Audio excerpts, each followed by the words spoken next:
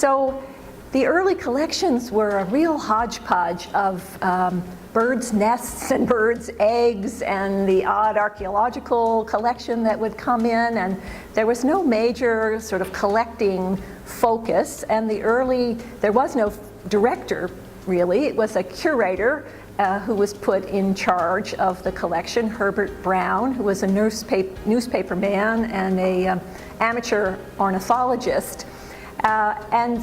So the collections grew sort of helter-skelter, and it was important in those early years both to compete with these big East Coast museums and as a result of the religious and intellectual focus in America on the biblical world, Bible lands, the classical world. So it made sense that a portion of those early collections were from the ancient Near East, from Egypt, from Greece and Rome. And that collecting practice continued until the period when Byron Cummings became director in 1915.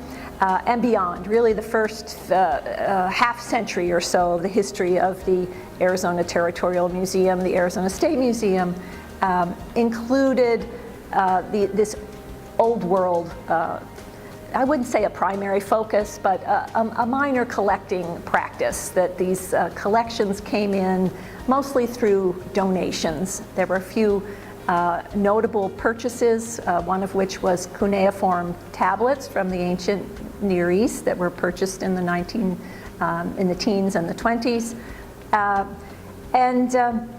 These collections, it's important to think about who Byron Cummings was. When he became director of the museum in 1915, he came from the University of Utah, and he was a professor of classics, of all things.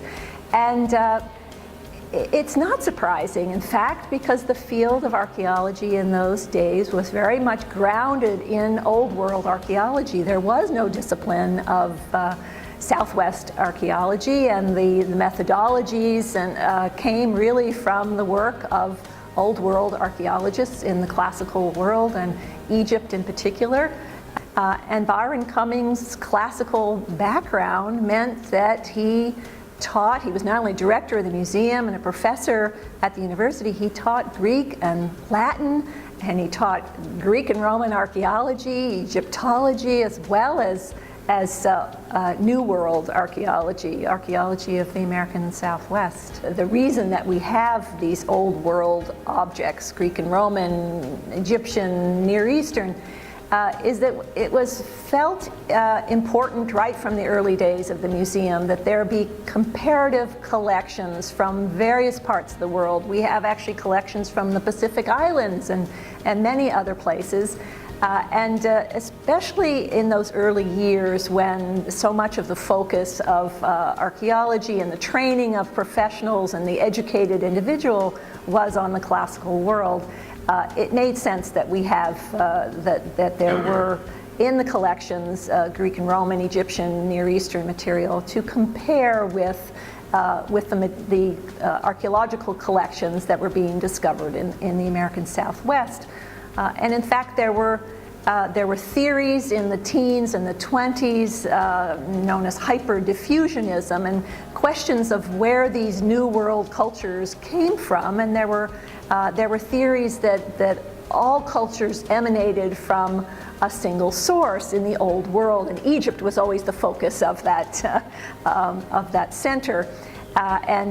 Some of these early collections were brought in because the ceramics in particular, because they looked so much like the pottery from the American Southwest. This red on buff wares that could be matched with American material from the Southwest.